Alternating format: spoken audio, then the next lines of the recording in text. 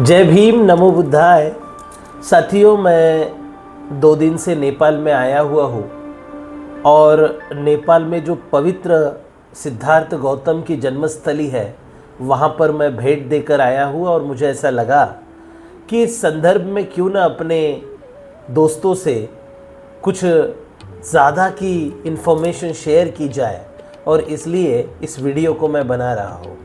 मैं बेहद खुश हूँ कि यहाँ आने के बाद में तथागत बुद्ध के जन्म का जो स्थल है लुम्बिनी, अतिशय पवित्र और पावन ऐसा जो इलाका है, उसे देखकर मैं बहुत ज़्यादा आनंदी हूँ, खुश हूँ, और इसलिए इस वीडियो के माध्यम से उस जानकारी को मैं आपके साथ में शेयर करना चाहता हूँ।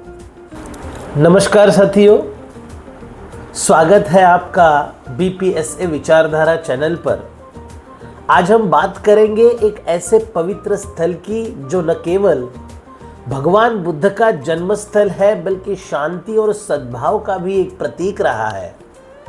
यह स्थान है लुम्बिनी, जिसे यूनेस्को ने 1997 में विश्व धरोहर की स्थल का दर्जा दिया। लुम्बिनी नेपाल के लुम्बिनी जोन के रूपदेही जिले में स्थित है।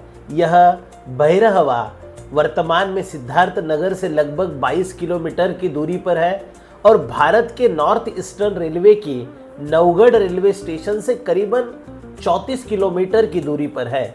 यह स्थान हिमालय की तलहटी में तेलर नदी के पश्चिमी किनारे बसा हुआ है। बुद्ध के समय लुम्बिनी एक सुंदर और हरा भरा बगीचा था, जिसमें साल वृक्ष के पेड़ और शांत वातावरण था। इस क्षेत्र का स्वामित्व शाक्य और कोलीय कुलों के लोगों के बीच साझा होता था। बौद्ध ग्रंथों में जैसे ललित विस्तार, जातक, निदान कथा, दिव्य वदन और महावंश और कुंडल वदना में लुम्बिनी को भगवान बुद्ध का जन्मस्थल बताया गया। सुत्त निपात में भी उल्लेख है कि यह गांव लुम्बिनेय जनपद में स्थित था।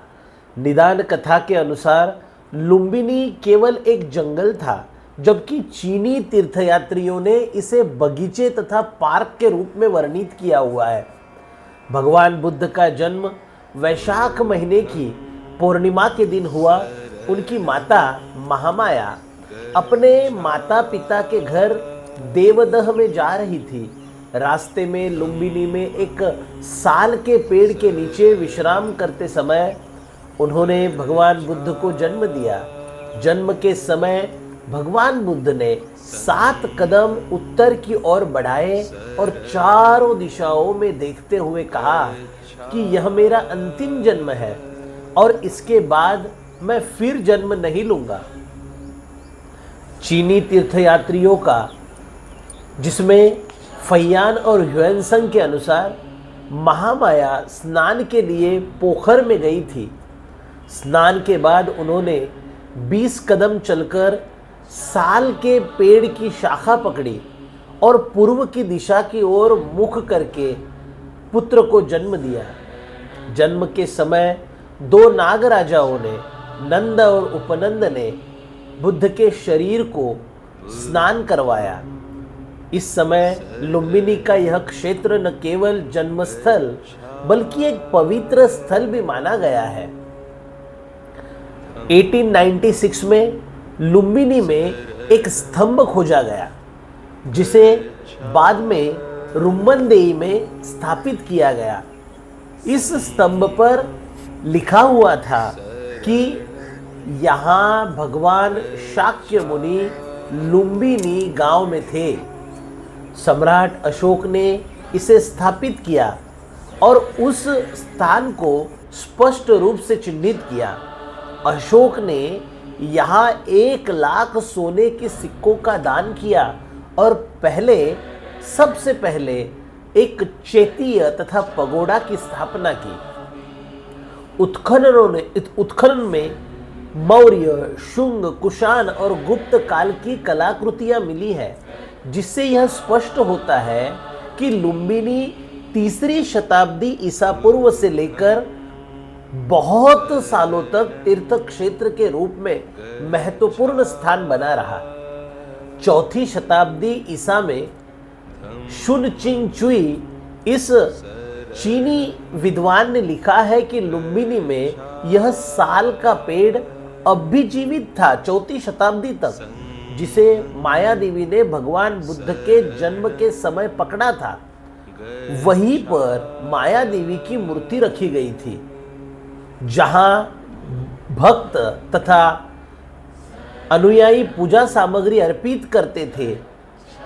फैयान के अनुसार माया देवी स्नान करके उत्तर दिशा से बाहर गई, 20 कदम चली, पेड़ की शाखा पकड़ी और पूर्व की ओर मुख करके पुत्र को जन्म दिया। ह्वेनसांग ने बताया है कि वह पोखर शाक्यों का स्विमिंग टैंक था। भगवान बुद्ध के महापरिनिर्वाण के निकट उन्होंने अपने शिष्यों को 4 महान स्थलों के बारे में बताया था, जिसमें लुम्बिनी जहां बुद्ध का जन्म हुआ है, बोधगया जहां पर बुद्ध ने बुद्धत्व प्राप्त किया, सारनाथ जहां पर उन्होंने धर्म का पहला प्रवचन किया और कुशीनगर जहां पर बुद्ध ने महापरिनिर्वाण प्राप्त किया। इसके बाद वहां से लुम्बिनी प्रारंभिक बौद्धों के लिए एक महत्वपूर्ण तीर्थस्थल बन गया। यह स्थल केवल दक्षिण एशिया तक सीमित नहीं रहा, कई चीनी भिक्षु भी यहाँ तीर्थ यात्रा करने आए, जिसमें सबसे प्रसिद्ध थे फैयान जो 5वीं शताब्दी में और ह्वेनसांग जो 7वीं शताब्दी में भारत में आए। उनके प्रवास वर्णनों में उनके विवरणों का उपयोग 19वीं शताब्दी में पुरातत्वविदों ने लुम्बिनी की खोज करने के लिए किया। अशोक स्तंभ पर 14वीं शताब्दी में राजकुमार रिपुमल्ला के कुछ अभिलेख भी दिखाई देते हैं, जिसमें स्पष्ट रूप से लिखा गया है कि राजकुमार रिपुमल्ला लंबे समय तक विजयी रहे, लगभग 1234 तक। भुवनलाल प्रधान के अनुसार सिकंदर लोदी और औरंगजेब मुख्य रूप से लुम्बिनी और कपिलवस्तु की क्षेत्र की सांस्कृतिक संपत्ति के विनाश के लिए जिम्मेदार है। पल्पा के मुकुंद सेन और महादत्त सेन के समय पे इस क्षेत्र की धार्मिक स्थिति प्रभावित हुई। इस क्षेत्र को घने जंगल में खो जाने दिया गया, जब तक कि पल्पा के गवर्नर जनरल राणा ने इसे खोजा और सुरक्षित किया। बुद्ध के समय लुम्बिनी एक सुंदर बगीचा था।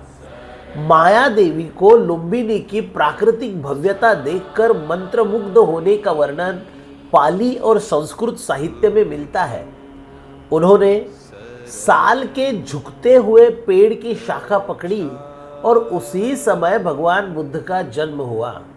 लुम्बिनी के पास अन्य स्थलों पर भी परंपरा के अनुसार पूर्व के बुद्ध जन्मे, उन्होंने परम ज्ञान प्राप्त किया और अंत में अपने सांसारिक रूपों को त्याग दिया। आज लुम्बिनी में कई मठ, विहार, मंदिर और स्मारक बनाए गए हैं। यह स्थल न केवल तीर्थयात्रियों के लिए बल्कि शिक्षा, संस्कृति और पर्यटन के लिए एक महत्वपूर्ण स्थान है। भगवान बुद्ध के विचार और उनके संदेश आज भी पूरी दुनिया को प्रासंगिक है। लुम्बिनी केवल भगवान बुद्ध का जन्म स्थल ही नहीं, बल्कि यह मानवता, शांति और ज्ञान का प्रतीक है। यदि हम इस स्थल के महत्व को समझें और संरक्षित करें, तो आने वाली पीढ़ियां भी इस पवित्रता और इतिहास से सीख पाएगी। धन्यवाद मित्रों। अगर आपको यह वीडियो पसंद आया तो इसे लाइक, शेयर और सब्सक्राइब ज़रूर करें और बेल आइकन दबाना न भूलें, क्योंकि नए वीडियोस की जानकारी आप तक पहुंच सके। तो हम इस वीडियो में यहाँ पर ही रुकते हैं। धन्यवाद।